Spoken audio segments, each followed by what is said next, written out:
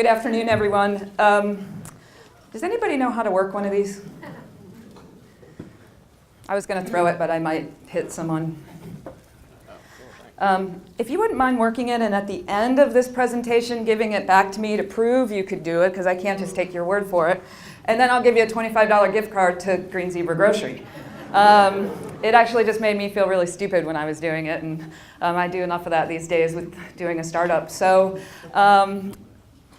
New Seasons Market, really wonderful, successful, really, I would say the epitome of my career, super stable, growing company, and what do? I leave to start my own business. Stupid, stupid, stupid, stupid. It sounded like such a good idea, kind of like the idea of, oh, let's have a baby. Oh, geez. My daughter's in high school, so you know exactly what I'm going through. So I wanted to keep this brief, and I wanted to say thanks to OEN for inviting me. The best part about being able to speak is that I get better and better at telling the story of Green Zebra Grocery, and I get to learn from others. And you would think that not everybody's business is applicable to your own. But I found over the course of the last several months that everyone's business, from tech to strippers, I've been able to glean something. I know, it's crazy, right? I was going to do something really crazy, but I think they're filming this and that might not be good. But when I say that, it's about listening for each person's kernel of truth. And I've learned so far that this whole thing called entrepreneurship is really not about you and your idea. It's about everybody else and what you can learn from them to make sure that your idea is successful. So I talk to all these investors, and the investors say things like, oh, I only invest in tech, and you're too capital intensive for me.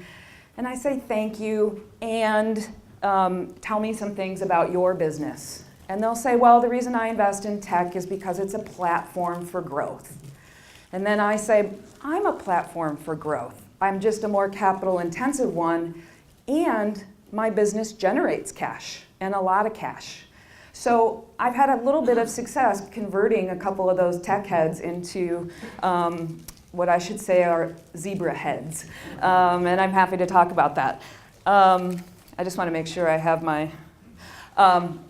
the title of my talk today is 11 Things I've Learned So Far. So I'm going to try to remember them, but if I can, I'm going back to the list.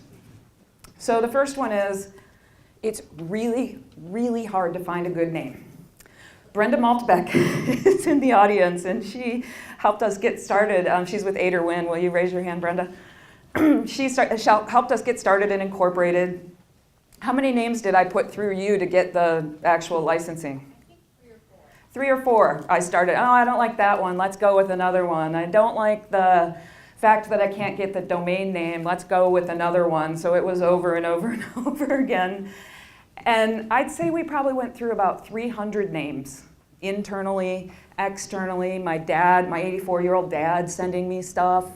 And yeah, he's still mad I didn't go with Rockstar Market. He's a pretty hip old guy. And what I wanted the name to be, though, was memorable, maybe even a little fanciful. And I wanted it to relate to the Pacific Northwest food economy. So what does a green zebra have to do with the Pacific Northwest food economy? Anyone know? Yes, Brenda? It's a tomato. It is. It's a tomato. It's a green tomato with yellow stripes that actually grows very, very well in our region. And so one of the marketing things we've been doing is giving away green zebra tomato starts so people have them in their home and they can think about us when they eat their tomatoes. And I think the other thing was that the logo was very important to me. I'm a big fan of Starbucks for a lot of different reasons, but one of them is their standalone logo. You think about Whole Foods Market logo, or you think about Trader Joe's logo, or you think about even New Seasons logo. It's words. And so this little image of the green zebra can stand alone all by itself, very much like the Starbucks mermaid. And so that was one of the things that was important to me as well.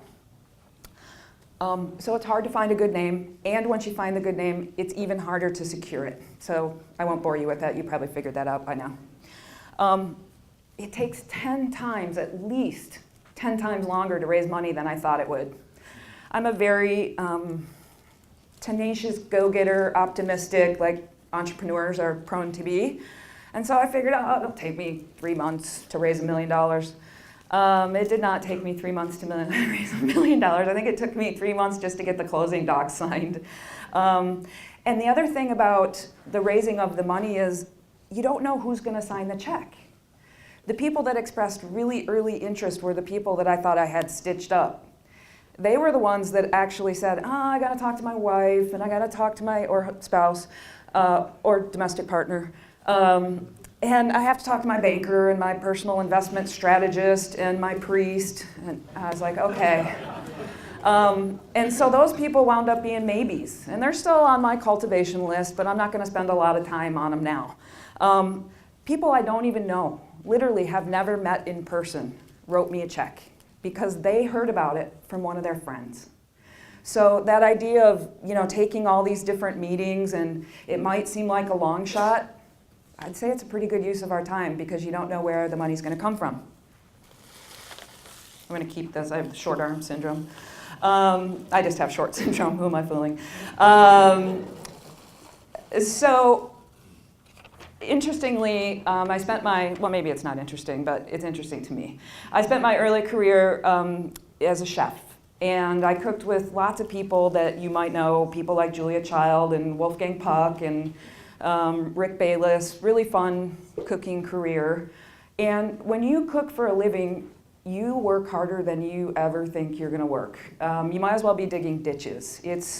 You get there at 6 o'clock in the morning, you stand on your feet all day, it's hot, you stay until 11 o'clock at night, you clean up and you turn around and do it every day to 6 to 7 days a week.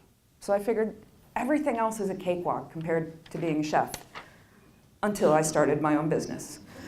So really insane, right? How many hours we're working, but conversely, the most rewarding time I've ever spent in my life. So I've learned that so far. I've made some really big mistakes. I'm really happy to talk about my mistakes. I've valued the business maybe not where I should have. I didn't know very much about raising money. I still don't know a lot about raising money, and so I'm learning that. I learned to take the advice of people that are smarter than me, because if you think you're the smartest person in the room, you probably should go to a different room. And I did that. I also hired someone very early on that I thought had all the right pieces based on what my previous work experience told me. And it became really clear really fast that this person had the experience from my old business, but it didn't apply to my new business. And she was one of the first 5 hires I made. And I had to decide right away whether or not I should terminate her. And I knew it was the right thing to do because when I thought about her not being there and me getting someone with the right skill set, it allowed me to breathe through my nose. So I had to make an early termination, but the consequences of that were the other early people started worrying. Like, oh my God, am I next? Did she make a bad hire with me? And so I'm still dealing with that. And all I can chalk that up to is inexperience, and it seems like it's going to be okay, but it was a tough lesson. Social media, what a pain in the ass. Oh my God, it's so time consuming. But literally every second you put into it, if it's done well, pays you back 10 times. So we don't have a store open yet. Our first store isn't going to open until September 18th. Knock on wood, City of Portland. Anybody here from the City of Portland that can move our permit ahead? The thing about social media is if you do it well, if it is relevant, it pays you back. And so without even having a store open, we passed the 1,600 fan likes mark last night. We think we're going to get to 5,000 before we open the store in September. So I would say spend a lot of time on social media. It's worth it. And what makes it worth it is if it's relevant and not spammy. It's a little bit provocative. It provides something to their day that they otherwise would not have had that is of value. trust your gut. So right now, you know how some people say when you're in an established business, yeah, it's okay to trust your gut, but back it up with data? Well, there's no data right now. I don't have any sales going through the register yet, but I do know that my gut is at a heightened sense right now. And so I've learned to really trust what I'm hearing, because my senses are what I'm using mostly. So I've been trusting my gut like crazy, and so far so good, except for that bad hire I made. It's worth it. I'm going back to the permit deal. It's actually worth it to hire a construction permit expediter. I've built a lot of grocery stores in my day, something like 30, and I figured I knew how to do it. But I never was the one going down to City Hall myself and trying to get all the inspectors to sign off on this and this check sheet this, and then you have to come back with this check. And nightmare's too strong of a word, but you're getting my drift. It's been a really intense process. And there are these people that are called permit expediters. And I could have hired one 6 months ago. And I just didn't. I'm a startup. I don't have money for that. I know what I'm doing. Stupid, stupid, stupid. And then I was talking a little bit earlier about, this thing that we're all doing as entrepreneurs. It's our idea. It's our baby. We want to see it grow. But actually, the second you take $1 from someone else, it's not about you anymore. It's about returning investment to that person that said, I want to invest in you. It's about those people who have left very secure jobs, some with pensions, that say, I want to come and work for you. I believe in what you're doing. So everything I do, this is like my super paranoid, I wake up in the middle of the night thinking I have to make this thing right for those people. It's incredibly important for me to return goodness to them.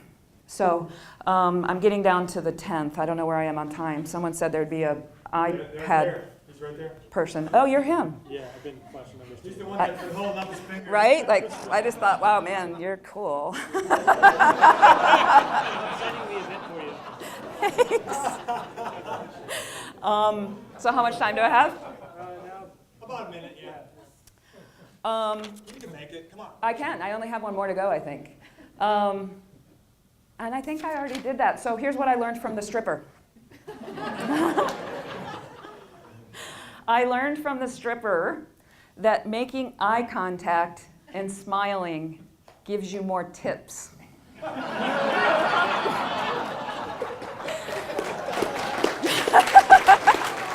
Thank you, everyone.